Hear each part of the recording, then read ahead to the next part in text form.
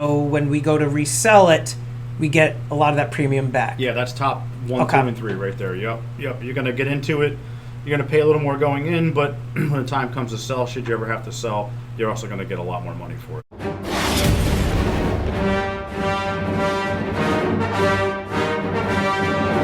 So I am on my way to the coin shop. As you know, I am there probably, well, I would say 2 to 3 times a week because I'm constantly buying silver and gold for my auctions, for my website, EmpirePreciousMetals.com, and I'm also buying for my stack. I think today our focus will probably be on gold. I love gold! But also talking about the types of gold that you should buy. It'll be interesting to see which pieces are going to yield the best returns for you as somebody who's going to sell to a coin shop. What's going on, Steve? How you doing? Good morning, Stormy. How are you? I'm doing all right.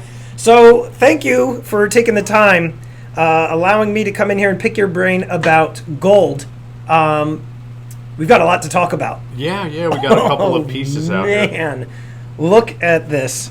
I did a video, I want to say a week or two ago, talking about the gold that I like to buy and the reasons why I buy it. And I thought what would be great today is to talk to you about the gold that somebody like myself or another stacker should buy, and from the purpose of like reselling it to you, a store owner, because you're only going to pay so much for a particular gold coin. So it's really, what do you think is like the best return for a stacker? You know what I'm saying? So Yeah, definitely. So right, the thing I think that a lot of people have to, I think the first thing we'll say though is any store or any brick and mortar shop such as myself is going to buy gold on a few factors, right? Mm-hmm. So first of all, it's how hot is the market for gold? Are we selling through gold faster than we can take it in?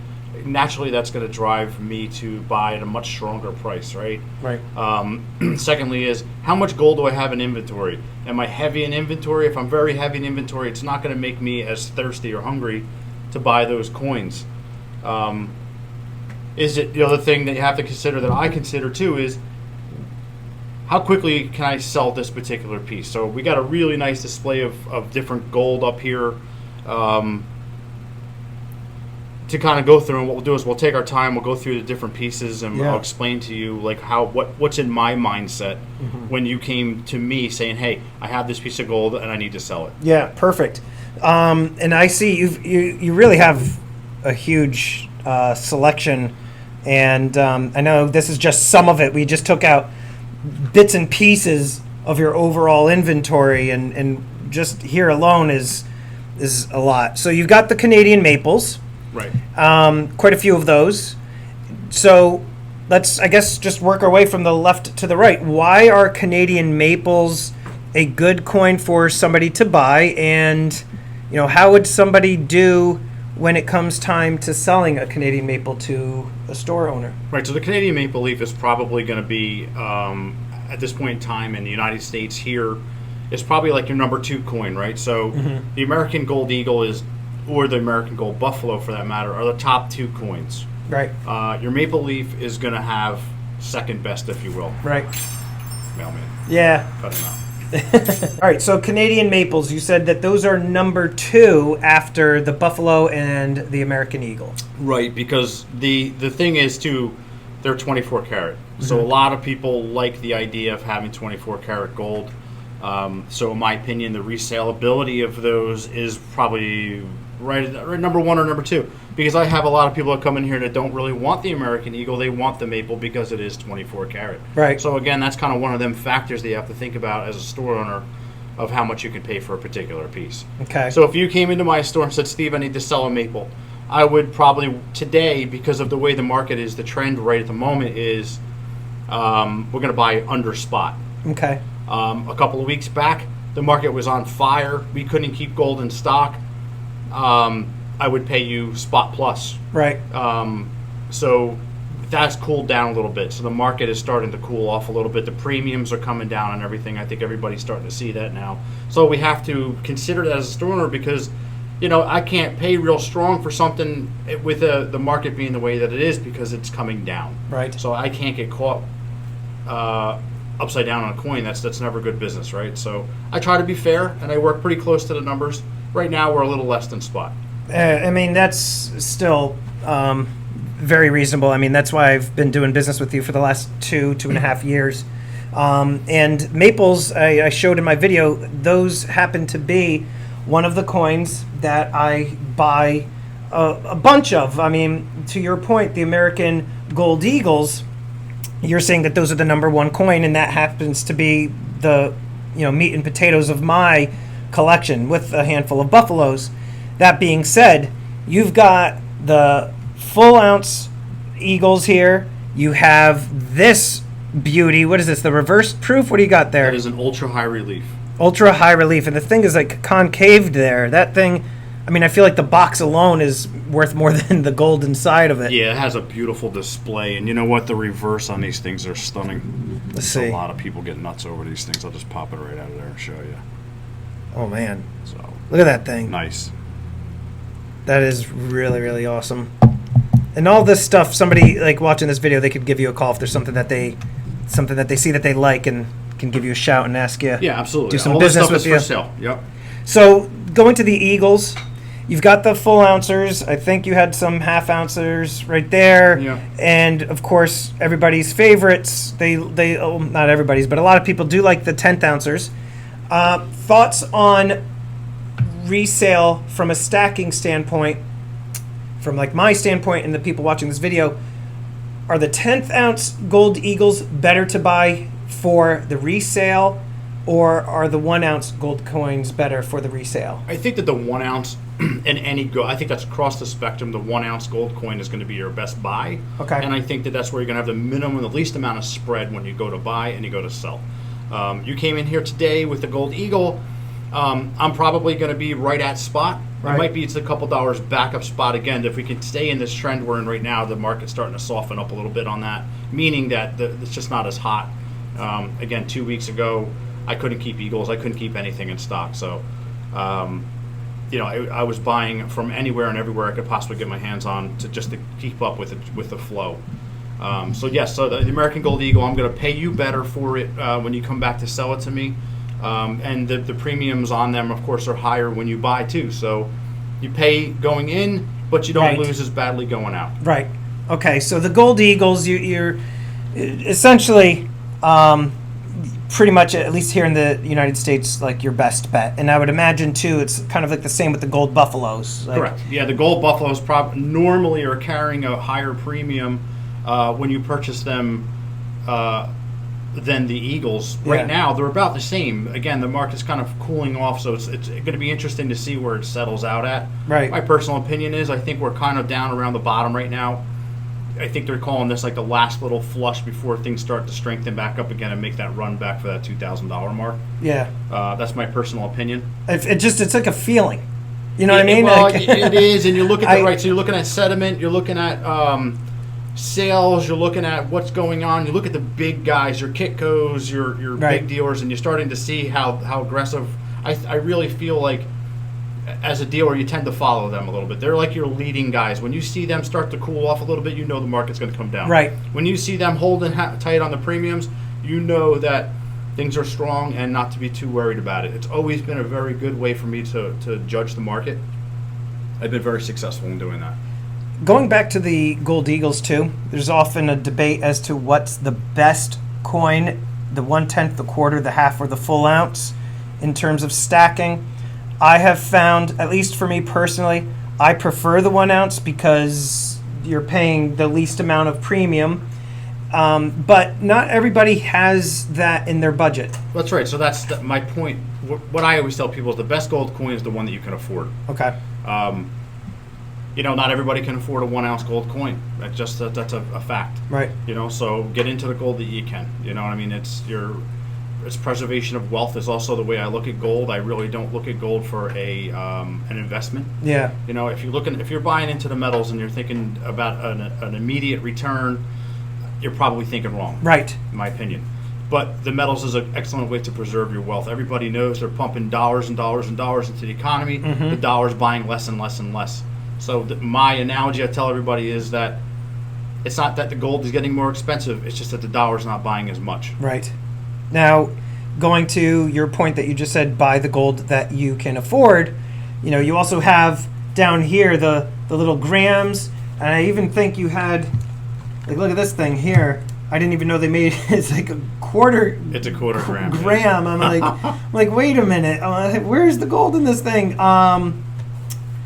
Personally, I'll tell people not to necessarily buy, quarter grams, only because of, if you do the math, like what the premium would be. But to your point, buy what you can afford. I do also say to people, at least buy something. You know what? That's a good gift, in my opinion. Yeah. It's somebody's going to respect it for what it is. It is indeed gold. It is. So sure. How can you go wrong with that? Sure. It's a great gift idea. How much? I'm just curious. How much is like a quarter gram? Like, how much would that be? Something I don't. Today I don't know because the market's $20 maybe all over somewhere right in there. $20-$30. It's going to be ridiculously expensive in my opinion. Right. I'd rather, to be honest though, receive this as a gift. If I was like a kid, I'd rather have this than like a $20 bill. All day. Because you put this in your little piggy bank or your safe. Think back in the day though, right? So if you got a $20 gift as a kid, like for me, man, that would have done a lot. Right. $20 today, everybody's like, yeah, it's $20. What you can't fill your tank with $20. Right. Back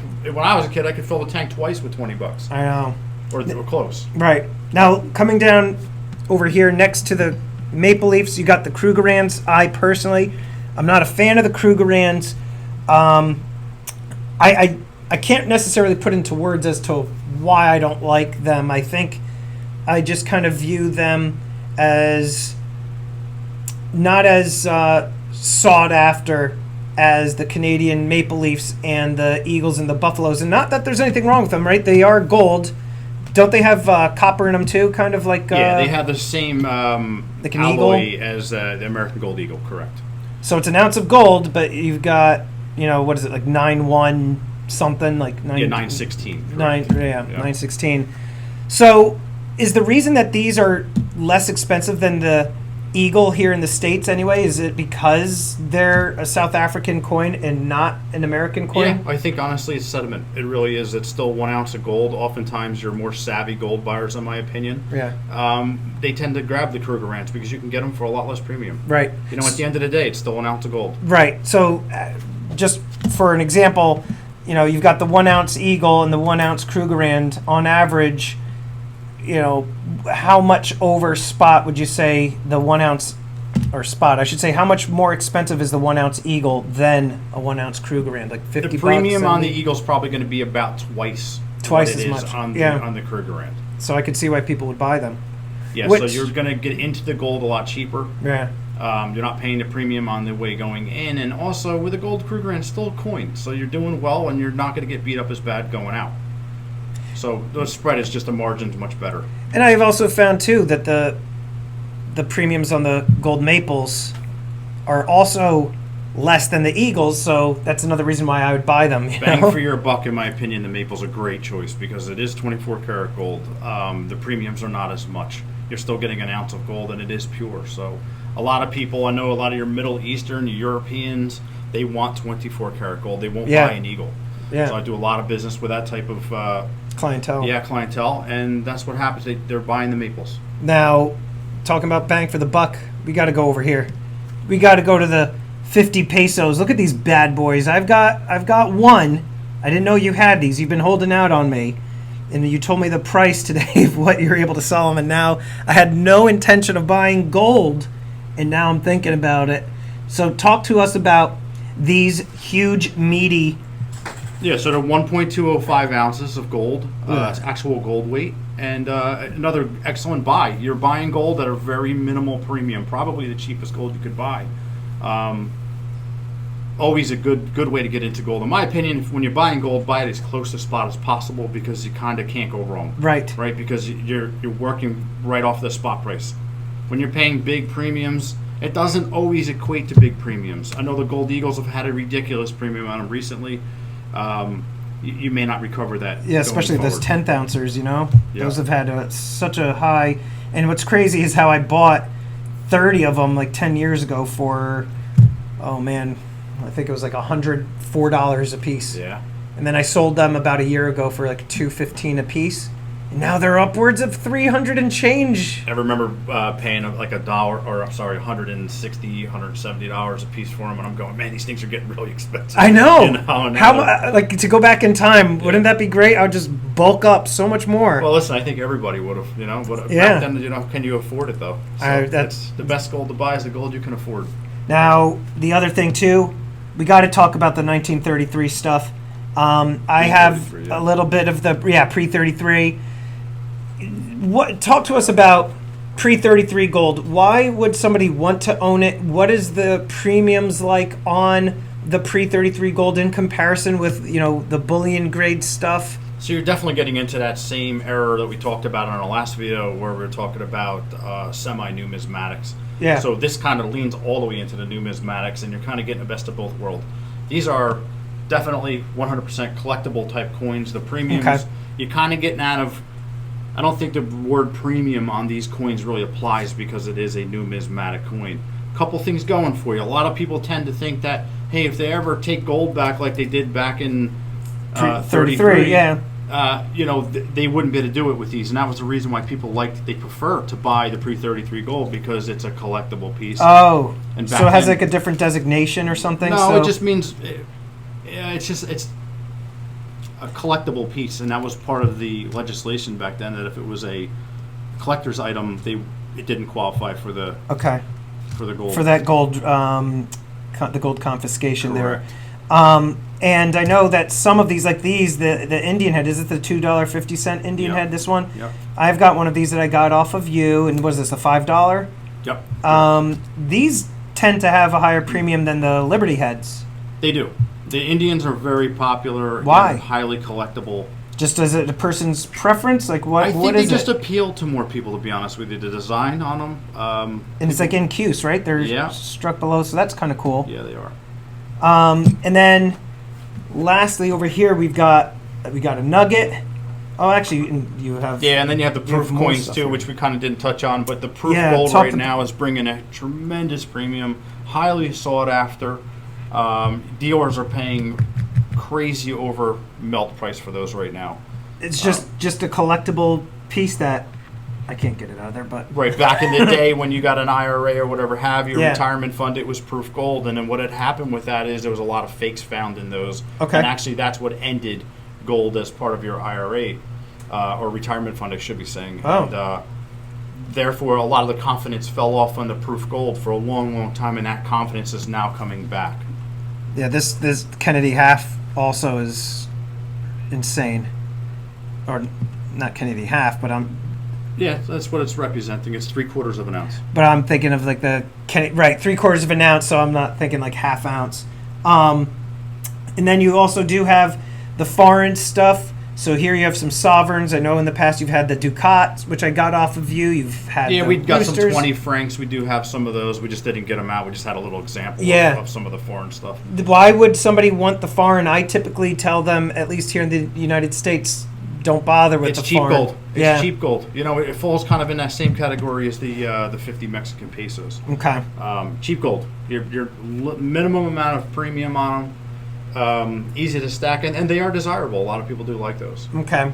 So to summarize, because really every gold piece has its pros and cons. It does. But it seems like the best gold, at least here in the States, to purchase would be the maple and the buffalo and the eagle in terms of holding on to that premium, so when we go to resell it, we get a lot of that premium back. Yeah, that's top 1, 2, and 3 right there. Yep. You're going to get into it. You're going to pay a little more going in, but when the time comes to sell, should you ever have to sell, you're also going to get a lot more money for it. Outstanding. We're going to do another one of these videos, but we're going to do silver on the next one if you're cool with that. Yeah, sounds good to me. I'm always game. All right, pal. I'll see you soon. Yeah, be good. And I would like to quickly thank these elite channel supporters. And if you haven't already become a channel member, please check out the awesome perks and join today. With that, this is Empire Precious Metals. Until next time, long live the Empire.